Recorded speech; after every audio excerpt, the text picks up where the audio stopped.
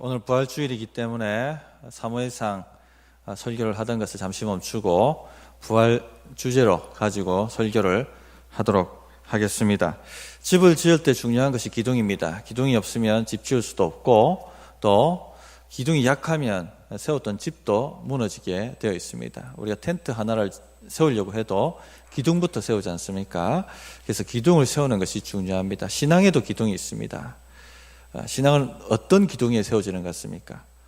십자가와 부활입니다. 십자가와 부활 위에 우리 신앙을 세워 올리는데 이 두 기둥 중에 한 기둥이라도 무너지면 다 무너지게 되어 있습니다.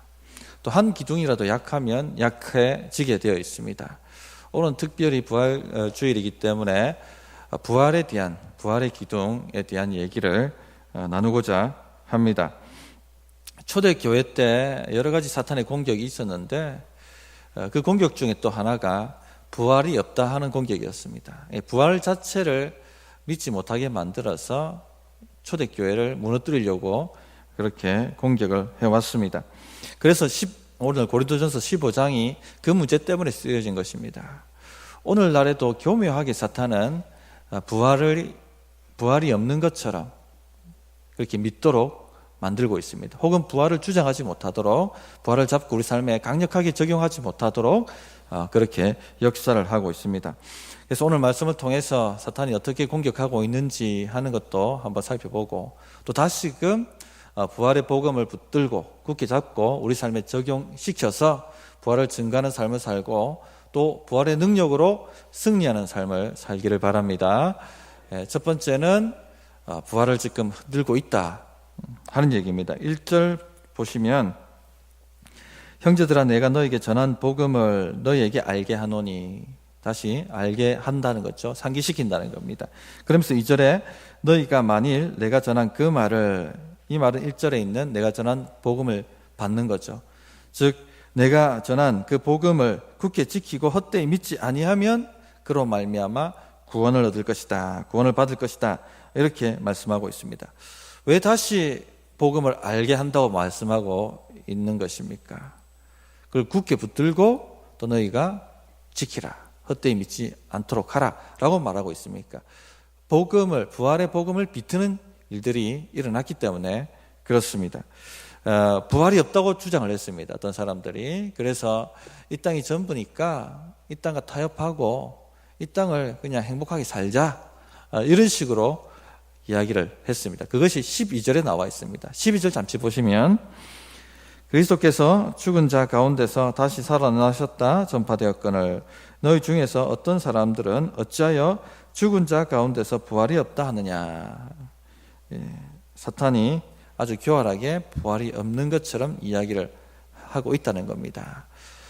요즘도 저는 이런 공격이 있다라고 생각을 합니다. 예전에 서울 가면은 눈 뜨고 코베임 당한다 하는 말씀이 있었지 않습니까?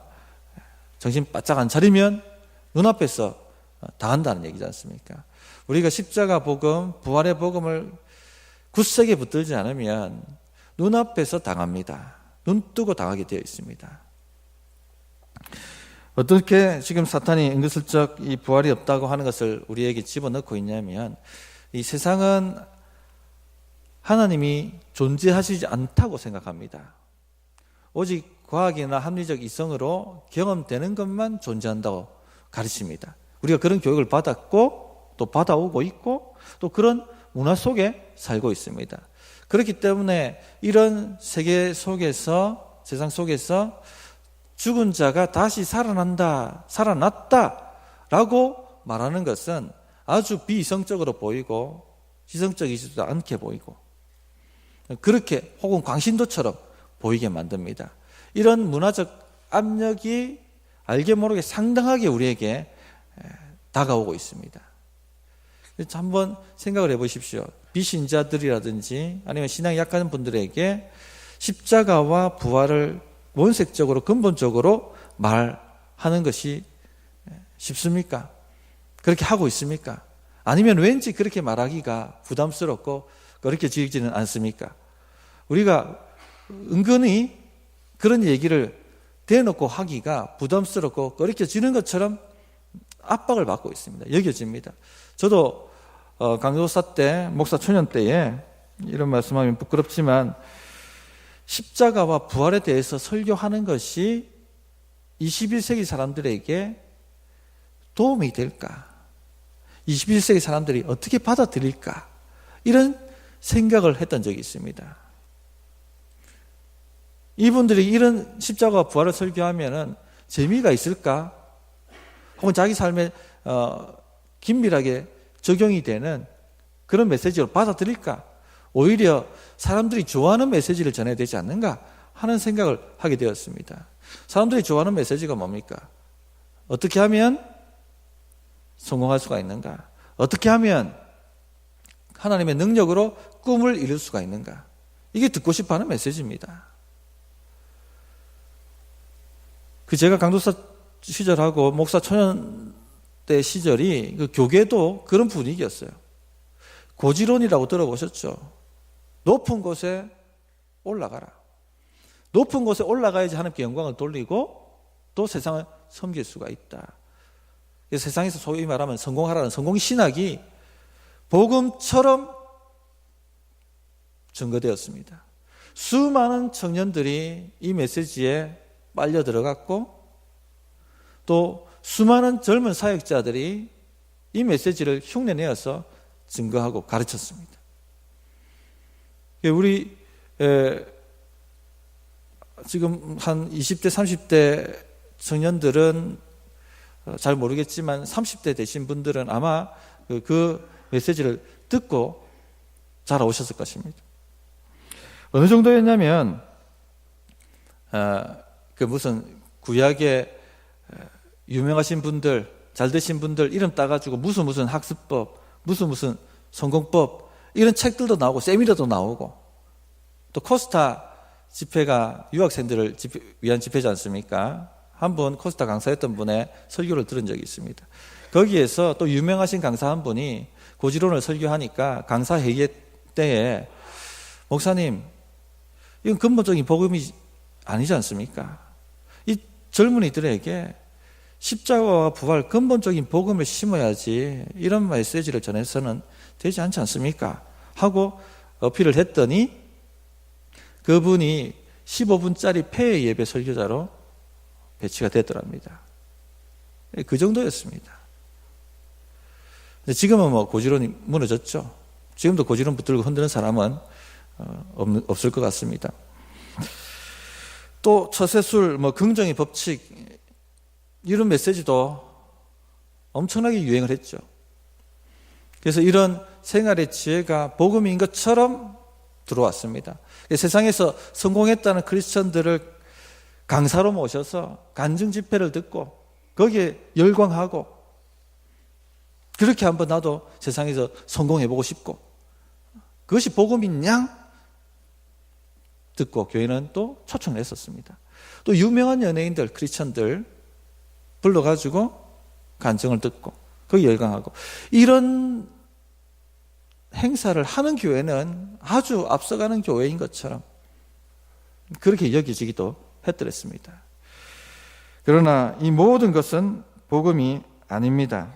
근본적인 복음이 아닙니다. 오히려 교회를 세속화시키고 교회와 세상을 구분되지 못하게 만들어서 예수님의 제자를 세우지 못하게 만들어 버렸습니다. 그래서 많은 사람들이 돌아갔습니다. 세상으로 다시 온 것 같았지만 따지고 보니까 다 무너졌더라는 겁니다. 기둥이 무너지면 무너지게 되어 있습니다. 기둥이 부실하면 언젠가는 무너지게 되어 있는 것입니다. 그런 대표적 교회가 빌 하이베스 목사님의 윌로우 크릭 교회였습니다. 십몇 년 전만 해도 모델 교회였죠. 한국이 따라가야 될 모델 교회로 여겨졌죠. 그러나 그분이 2000년도 들어와가지고 회개합니다. 우리가 잘못했습니다. 수적으로는 성장했고 성공했을지 모르지만 예수님의 제자를 만드는 데는 실패했습니다. 우리는 잘못 갔습니다. 라고 통렬하게 회개했습니다. 데이비드 웰즈라는 저명한 미국의 신학자는 최근에 미국 교회를 평가하면서 마케팅에 물든 기독교라고 신랄하게 혹평을 했습니다. 다시 기독교가 살아날 수 있는 방법은 근본적인 복음의 메시지를 증거하고 근본적인 복음을 붙드는 방법밖에는 없다, 이렇게 강조를 했습니다.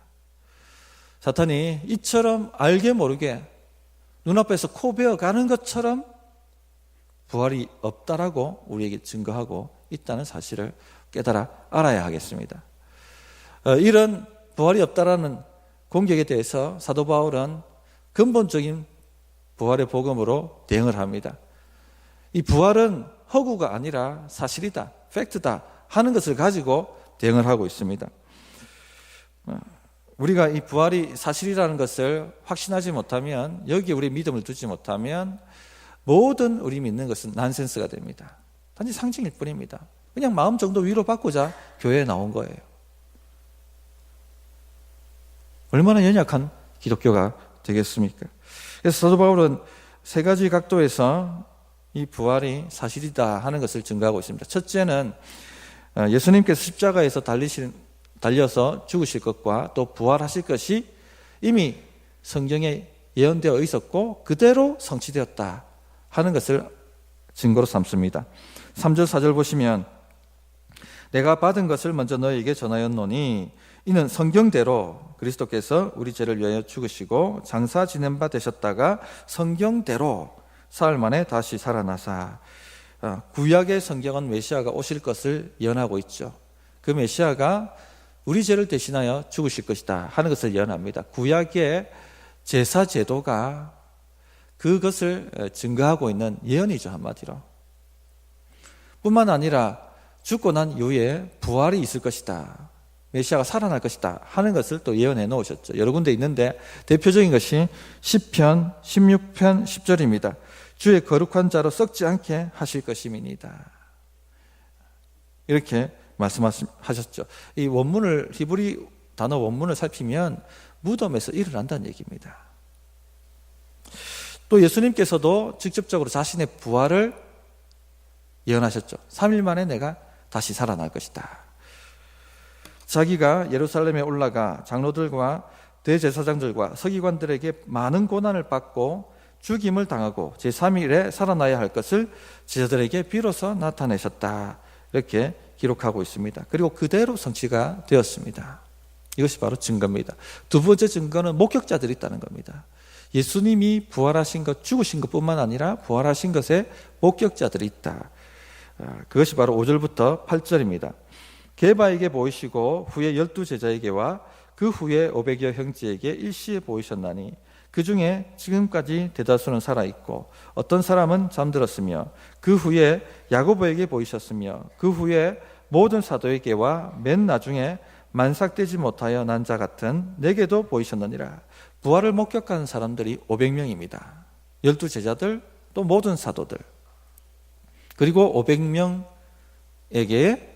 공개적으로 나타내셨습니다. 게바에게, 베드로를 얘기하죠. 게바에게, 그리고 야고보, 여기서는 예수님의 동생 야고보를 얘기합니다. 야고보에게, 그리고 바울에게 나타나셨다. 개인적으로 나타나셔서 보여주셨다는 것입니다. 이처럼 수백 명의 목격자들이 부활을 목격했고 동일한 이야기를 한다면 믿을 만한 증언이죠. 우리가 두세 사람이 증거해도 그것을 증거로 채택을 합니다. 그런데 500명이 동일한 증거를 증거하고 있다면 그것이 사실이라고 받아들이는 것이 합리적일 것입니다. 그러나 또 이 부활을 믿지 못하는 사람들은 뭐라고 얘기하는 줄 아십니까? 이 예수님의 제자들이 너무 예수님 사모하다 보니까 500명이 단체로 환각에 빠져 예수님의 부활을 보았다라고 말한다 라고 얘기하는 겁니다. 그런데 500명이 일시에 단체로 같은 환각에 빠져서 같은 말을 한다는 것 자체가 더 믿기 어려운 이야기입니다. 더 비합리적인 이야기죠. 인류 역사상 그런 예는 없습니다. 이단 종파도 500명이 일시에 환각을 같이 경험하고 같은 메시지를 얘기한다 하는 얘기가 없지 않습니까? 그러므로 주님이 다시 살아나셨다는 것은 500명의 증거를 통하여 분명한 사실로 우리가 받아들여야 한다는 것입니다. 세 번째 증거가 바울 자신의 증거입니다. 9절부터 10절에 나와 있죠. 나는 사도 중에 가장 작은 자라. 나는 하나님의 교회를 박해하였으므로 사도라 칭함받기를 감당하지 못할 자니라. 그러나 내가 나된 것은 하나님의 은혜로 된 것이니 내게 주신 그의 은혜가 헛되지 아니하여 내가 모든 사도보다 더 많이 수고하였으나 내가 한 것이 아니요 오직 나와 함께 하신 하나님의 은혜로다. 바울은 가장 기독교를 싫어했던 사람입니다. 바리새인 중에 바리새인이었고 골수 유대주의자였습니다. 예수님이 하나님의 선지자라는 것은 인정하겠다는 겁니다. 그러나 그분이 하나님의 아들이시고 우리 죄를 위해서 십자가에 죽으셨다, 그리고 부활하셨다 하는 것은 도저히 용납할 수 없는, 유대주의를 허무는 죄악이라고 생각했습니다. 유대주의자들은 율법을 지키고 완수해서 천국에 들어간다고 믿었습니다. 그런데 그렇게 천국에 들어갈 수 없고 어린 양 예수님을 믿어야지, 그분의 십자가와 부활을 믿어야지 하나님 나라에 들어간다, 믿음으로 들어간다 하는 이 메시지를 받아들이게 되면 유대주의가 완전 무너져 버리는 겁니다. 그러니까 살려둘 수가 없는 거죠. 그래서 이 사내들인 공에 이 체포영장을 받아가지고 다메섹에까지 가서 기독교인들을 다 잡아다가 데리고 오려고 기세가 등등하여 그는 달려갔던 사람입니다. 이처럼 기독교를 파괴하기 위해서 목숨을 바쳤던 사람이 기독교를 전파하는 일에 목숨을 바치고 있습니다. 이 골수분자가 무엇을 만났기에, 누구를 보았기에 이 기독교의 골수분자가 되었을까요? 부활의 예수님 만나지 않고서는 이런 일이 없죠. 우리가 부활의 주님을 만나면 삶이 바뀝니다. 예전처럼 살 수가 없습니다. 이것이 바로 증거라고 사도 바울은 말씀하고 있습니다. 그러므로 우리가 부활의 복음을 다시 한번 굳게 붙들고 그 부활의 능력을 우리 삶에 적용시켜서 승리하는 삶을 살아가야 하겠습니다. 그것이 부활을 증가하는 삶의 방법입니다. 2절을 다시 보시면 너희가 만일 내가 전한 그 말을 굳게 지키고 헛되이 믿지 아니하였으면 그로 말미암아 구원을 받을 것이다. 그 믿음으로 구원을 받을 것이다. 이렇게 말씀하고 있습니다. 이 말은 마지막 날 구원받을 뿐만 아니라 지금 우리의 삶에서도 구원을 체험하게 될 것이다 하는 메시지입니다. 사탄은 앞에서 말했지만 이 부활을 흔듭니다. 이 부활을 흔들어야지, 부활을 믿지 못하게 만들어야지 십자가 구속의 은혜를 무효화시킬 수 있기 때문에 그렇습니다. 부활이 없다면 십자가는 무효화됩니다. 십자가에서 우리를 위해서 이루신 대속의 은혜는, 대속의 능력은 사라져버리게 됩니다. 그래서 사탄은 길을 쓰고 이 부활이 없는 것처럼 우리를 현혹하고 있습니다. 이 대제사장이 이스라엘 백성들의 죄를 대속하기 위해서 대속제일에 1년에 한 번 어린 양을 잡습니다. 그리고 그 피를 받아서 지성소 안으로 들어갑니다. 1년에 한 번 들어갑니다. 지성소에서 언약궤가 있고 그 언약궤 위에 속죄소가 있죠. 언약궤 뚜껑을 속죄소로 합니다. 언약의 저주가 피로 막는 거예요. 언약을 온전히 지키지 못하면 죽죠. 그러니까 그 속죄소 위에 어린 양의 피를 덮어서 넘어가는 겁니다. 이 대속의 은혜가 연락이 되면 대제사장이 살아서 지성소에서 나옵니다. 그러나 이 대속의 제사가 연락되지 않으면 대제사장은 지성소에서 하나님의 영광을 보았기 때문에 죽습니다. 만약에 이 대속제일에 이 대속의 제사가 연락되지 않으면 하나님과 이스라엘 사이의 관계는 막혀버리게 되는 겁니다. 죄로 막혀버리게 되는 겁니다. 하나님이 듣고 싶어도 들으실 수 없고 그들의 기도를, 그들을 돕고 싶어도 도우실 수가 없고 그들을 보호하고 싶어도 보호하실 수가 없게 되는 것입니다. 너무 중요한 거죠. 그런데 예수님은 대제사장이시죠. 그리고 자신을 어린 양으로 잡아서 그 피를 들고 지성소 안으로 들어가셨습니다. 주님이 다시 살아나오시지 못하셨다면 이 주님의 대속의 제사는 하나님께서 연락하지 않는 것이 되어버리게 됩니다. 주님이 3일 만에 살아나오셨죠. 그리고 지성소 시장을 영원히 갈라놓으셨습니다. 성전도 완전히 돌 위에 돌 하나 남지 않도록 무너뜨려 버리셨습니다. 영원한 속죄가 이루어진 것입니다. 이제 하나님이 우리를 들으실 수 있고 우리를 도우실 수 있고 우리를 보호하실 수가 있게 되신 것입니다.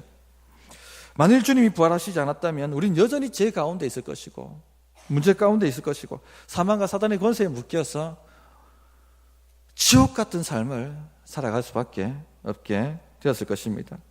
우리가 일상에 부딪히는 여러 가지 문제들 있지 않습니까? 걱정, 근심, 염려거리들. 그 모든 문제들 앞에 주님께서 우리를 구원하신다라고 말할 수 없게 되는 겁니다. 주께서 부활하셨다라고 말할 수가 없게 되는 겁니다.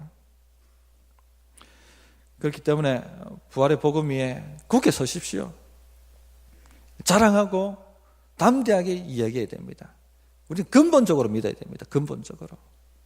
어설프게 믿으면 안 되고 뿌리를 근본적으로 내리셔야 돼요. 기둥을 어설프게 세우면 안 되고 굳건하게 세워야 됩니다. 흔들 자가 없도록 그렇게 만들어 가야 되는 것입니다. 우리가 실천적 무신론이라는 말이 있습니다. 이론적으로는 믿는데 아멘 아멘 하지만 삶에 있어서는 그렇게 살아내지 못할 때 실천적 무신론이라고 얘기합니다. 부활에 있어서도 마찬가지입니다. 사실 그리스도인들은 근본적으로 부활의 삶을 살고 있는 겁니다. 주님과 함께 죽고 주님과 함께 살리심을 받았다고 말씀하셨습니다. 죄에 대해서는 죽고 의에 대해서는 살았다고 말씀하셨고 에베소서 2장에는 죄와 허물로 죽은 너희들을 다시 살리셨다고 말씀하셨고 로마서 6장 4절에는 예수를 믿음으로 예수의 죽으심과 함께 연합하여 죄에 대하여 죽었다라고 말씀하셨습니다. 이 말은 부활의 능력을 마지막 때만 맛보는 것이 아니라 지금 이 순간에도 우리가 능력을 맛보고 살아갈 수가 있다는 겁니다. 그래서 에베소서 1장 19절 20절에는 사도 바울이 그렇게 기도하지 않습니까? 우리에게 베푸신 능력의 지극히 크심이 어떠한 것을 너희로 알게 하시기를 구하노라. 그 능력이 그리스도 안에서 역사하사 죽은 자 가운데서 그리스도를 살리셨다. 다시 이 부활의 능력이 우리 안에 이 지극히 큰 능력이 역사하고 있다는 겁니다. 알아야 사용합니다. 내 통장에 수억 원이 있다고 알아야지 인출해서 쓰지 않습니까? 법도 알아야지 쓰지 않습니까? 내게 이런 놀라운 능력이 있고 권세가 있다는 것을 제대로 알지 못하고 붙들지 못하니까 기둥이 허약하니까 삶의 현장에서 쓰러지고 자빠지고 하는 것입니다. 한 주간 걱정, 근심, 염려거리 없이 사신 적이 별로 없을 겁니다. 하나 해결하면 또 나타납니다. 또 옵니다. 우리는 그렇게 살 수밖에 없어요. 그러나 그 근심이나 걱정, 염려거리에 파묻혀서 거기에 지배당하는 삶이 아니라 정복하고 이기는 삶을 살아갈 수가 있습니다. 왜? 주님이 부활하셨기 때문에 그렇습니다. 죽음만큼 절망적인 문제가 없지 않습니까? 그런데 그 절망을 주님이 깨시고 부활하셨다면 어떤 염려, 걱정, 문제거리가 주님 앞에 문제가 되겠습니까? 될 수가 없습니다. 일생일대에 한두 번 경험한다는 죽을 것 같은 고비도 사실 별 문제가 되지 않습니다. 우리 성도님들 일생일대에 한두 번 그런 거 경험하셨을 것입니다. 저도 몇 번 죽을 것 같은 고비를 경험했습니다. 사도 바울이 고린도 후서 1장에 말하는 살 소망이 끊어지고 내가 죽었다는 사형 선고를 받은 것 같은 그런 고난을 몇 번 경험한 적이 있습니다. 그때가 되면 영이 완전히 황폐해지죠. 사단이 와서 말합니다. 너를 죽여버릴 것이다. 너를 끝장내버릴 것이다. 영이 흔들리고 떨립니다. 초점이 사라져버립니다. 눈에. 그러나 부활을 붙들면 우리 안에서 한 음성이 들려올 겁니다. 나는 부활이요 생명이니 나를 믿는 자는 죽어도 살겠고, 그 말씀이 딱 내 마음에 다가오니까 믿음이 올라오는 거예요. 사망아, 이 고난아, 나는 죽어도 사는 존재다. 믿음이 올라옵니다. 용기가 올라옵니다. 그러나 두려움 가운데 오는 믿음과 용기입니다. 그래도 이 정도만 해도 넉넉히 이긴다고 말씀하셨어요. 이 모든 일에 우리를 사랑하시는 이로 말미암아 우리가 넉넉히 이기느니라. 지나고 보니까 넉넉히 이길 수가 있었습니다. 우리 성도님들이 이 부활의 능력을 붙들고 우리 삶에 적용을 해 보십시오. 죄의 권세에 굴복당하신 분들이 계십니까? 죄는요, 우리 힘으로는 아무리 작은 죄도 이길 수가 없습니다. 결심하고 결단하고 해보십시오. 결심하고 결단하고 죄 짓습니다. 결심하고 결단하고 죄 짓고, 이거 3번 이상 반복하면 묶여버립니다. 강력한 사단의 진에 묶여버립니다. 이제는 죄가 나를 주장하고 잡습니다. 그러나 어떻게 얘기합니까? 우리가 연약해서 우리에게 능력이 있습니다. 무슨 능력입니까? 우리 능력이 아니라 부활의 능력이 있습니다. 그렇기 때문에 죄가 유혹하고 우리를 붙잡으려고 할 때 그만하라고 말할 수가 있습니다. 그만! 여기까지 라고 말할 때 죄의 권세는 무너지게 되어 있습니다. 이 땅의 유혹, 즐거움, 성공, 안일에 허덕이고 빠져 계신 분들이 있습니까? 부활이 없다면 이 땅에서 마음껏 누리고 사는 것이 답입니다. 수단 방법 가리지 않고, 그럼 상대방을 죽여야겠죠. 상대방을 밟아야 됩니다. 그렇게 상대방을 짓밟고라도 누리고 살아야 됩니다. 왜냐? 이 땅이 전부이기 때문에. 그러나 부활이 있다면 얘기는 달라지는 것이죠. 주를 위해서 헌신하고 예배하고 하나님께 목숨 거는 것이 영원토록 빛나게 되는 것입니다. 바울은 여기에 자기 삶을 전부를 걸었습니다. 우리 성도님들, 부활이 없다고 말하는 이 시대에 강력한 부활의 증인들로 살아내 주시기를 부탁드립니다. 인생이 흐리멍텅하게 되어서는 안 되겠습니다. 분명해야 됩니다. 기둥이 분명하게 세워져야 됩니다. 담의 세계에서 부활의 주님을 만나는 경험이 인생에 한 번은 일어나야 되는 것이죠. 그래야지 인생이 분명해집니다. 삶이 분명해집니다. 주님이 부활하셨다는 이 진리 위에 굳건히 서고 부단하게 이 부활의 진리를 내 삶에 적용시켜서 담의 세계 그 부활의 주님을 부활의 성령으로 만나시는 저와 여러분들이 되셨으면 좋겠습니다. 어떻게 하나님의 말씀에 응답해야 될지 1분 정도 기도하는 시간을 가지도록 하겠습니다.